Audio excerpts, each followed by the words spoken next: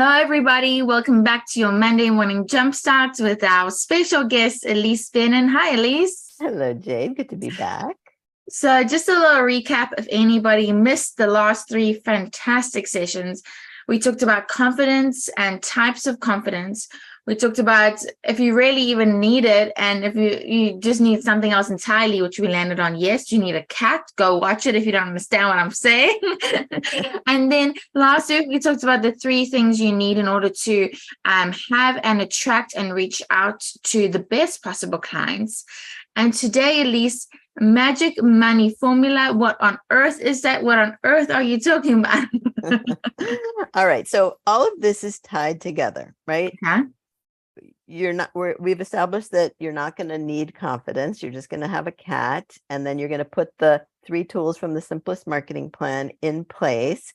But in order to do that, you need to know how much money you want to make. Oh, yes. Agreed. Right. And when I ask that question, often people say 6 figures, right? That's very vague. I need to make 6 figures. All right. That's not the right answer, because the questions really that you want to answer are: how much are you currently making from your freelance work? Where are you starting, right? And you're not going to worry if it's a low number or even if it's nothing. We all have to start somewhere. And, on the bright side, you can only go up if you're starting from 0. But you need to know where you're starting. And then you need to know how much do you need to make, right? And I call that your floor, right? To cover all of your expenses, how much must you bring in? And you'd be surprised. Most people don't know that number. Agreed. Well, let me ask you this. Do you see that number as your expenses of what you need to make and or what your income is that you're trying to replace? No, it's your expenses. Okay, so just it's the floor, okay. Right? It's the minimum. Okay. Yeah. And then what else do you want, right? Over and above that, how many times a year do you want to travel? Is it about, making what you used to make? How much would it cost to get the house that you really want, right? Like over and above your expenses, how much more do you need? And then also, what do you want for the future? Because if you're aiming to retire and you don't have any retirement yet, you need to be building that into the way you price your projects, actually, or paying for college for your kids or your grandkids or anything else, travel that you want to do in the future. And I think even with that one, sometimes people like, okay, the house I want costs $400,000. Well, what are your monthly payments? What does that look like? What does it really mean to own a house that's $400,000, right? I want to go to Italy 2 times a year. What does that mean? You know what I mean? Is it going to cost you $5,000 or $20,000? So I like that, getting really clear and defined about the 3 levels of the money that you need is and are. And also like the little room to dream. That's exactly because why not? Yeah. And but what I'm trying to say also is that you want to come up with a reasonable number, right? 6 figures may or may not be reasonable for you from where you're starting, but we want a reasonable number. And then we want to divide it by 12 for each month so that we come up with your monthly number. And so that monthly number includes your expenses and your floor, but also everything else. So let's say that number is $10,000. Yeah. Right. Just to be, to be simple, to do the math. So let's say, 120 is what we're aiming for. Then once you plug that number into the magic money formula, then that tells you essentially how much marketing you need to do to get those clients, and those clients that will get you to your financial goal. And it's not immediate. Okay. Go ahead. What were you going to ask? No, so the higher the number, the more marketing and the more outreach and the more so the 3 things that you're doing more of, is that correct? So you're creating more content for yourself, you're going to more networking events, and you're reaching out to more potential prospect clients. It may be more, but it also may be better, right? You may need to reach higher for the people who can pay more so that you don't have to do more. Oh, so instead of like trying to find 10 clients, you're trying to find like 3 amazing clients that are willing to pay the fees. Exactly. That's right. Wow, I didn't think about that. It's so funny. I have a client that I spoke to today, and he has 2 other people working for him, and he's talking about $25,000 projects. Like those are his average fees. And then I talked to someone else who's just one person, and they say, I'm looking for people who can pay $500 to $1,000 per project. And the only difference is they're marketing in different realms, looking for different clients. They're not doing anything else differently. And I wonder if going back to the beginning is more courage in the $2,500 or $25,000 versus the $5 to $1,000. That's right. Yeah, people feel. I think the stress is lower when you're going after smaller clients.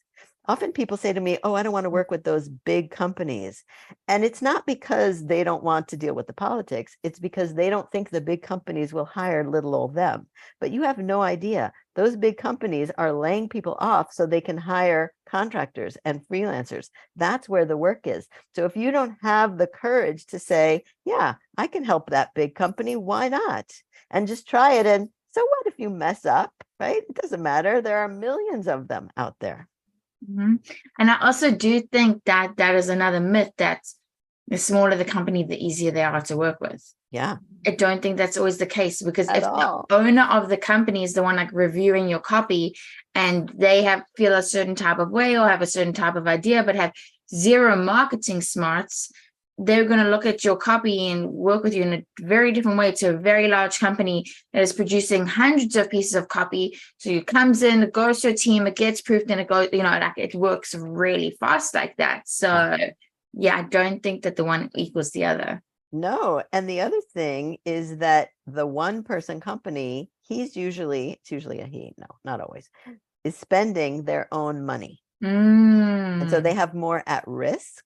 Whereas a company's just got a budget and they're going to spend the budget. And if they need to find more money for their budget, they usually do, right? Mm-hmm. But it's not as personal. And so sometimes they're easier to work with from that point of view. They're less a pain, let's just say. More detached, probably, to go back to week 1.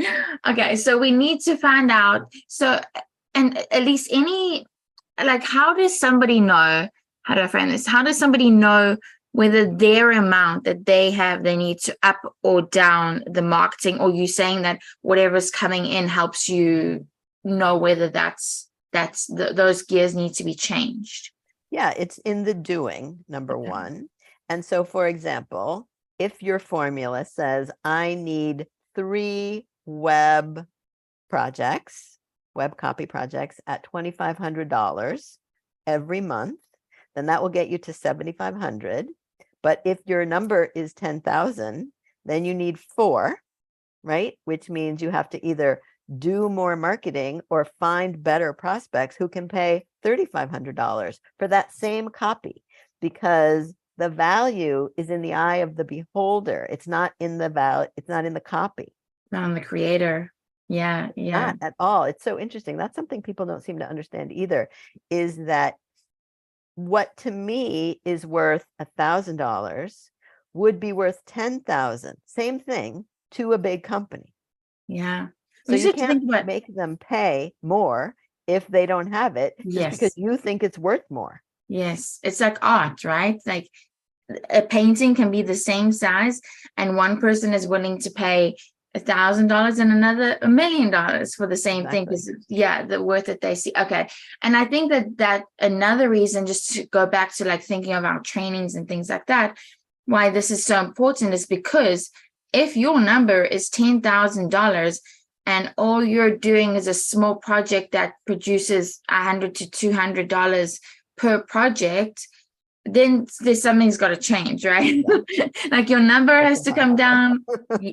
Or, you have to learn a new skill or something like that. So I think that is a very important thing to discern in order to even know before you get a course. Is it for me? Is this what I need? Is this what I want? Well, if you have a certain amount of money that you want to make, then you're going to know whether you need to up the ante on your skills as well as your marketing and outreach and all of that.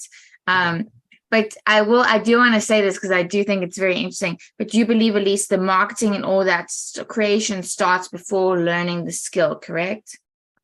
It depends, right? You have to be confident about your writing skills in order to go out and do the marketing. It doesn't mean you have to have finished all your courses. You just have to have this attitude of, all right, I'm going to try that blog post and we'll see how good it is. Okay. Because it's so funny, because I think so many times people have like 10 courses that they feel like they need under their belt before they. No, definitely not. No, because you don't know what the market is going to want from you. Ooh. Right? It depends on which market. Yes. And there was something else that when you said that I thought of, but I just lost it and I cannot remember. But it doesn't matter. It will be, if it's important, it'll come back. Okay. So I'm guessing today, so we've got the takeaways from all the weeks, all the work that you should be doing in order to establish and create and reach out for your business. But do you think that this one almost comes first, Ilise, like knowing your money formula? Yes, actually. Right? Yes. I'm with you. Because knowing that, I think you're going to make decisions based off of that. And in a positive way, not in a desperation way, like you said, but in an informed way. Let me say that. Okay. And I do have something on my website where you can fill out the magic formula so people can go there and find it.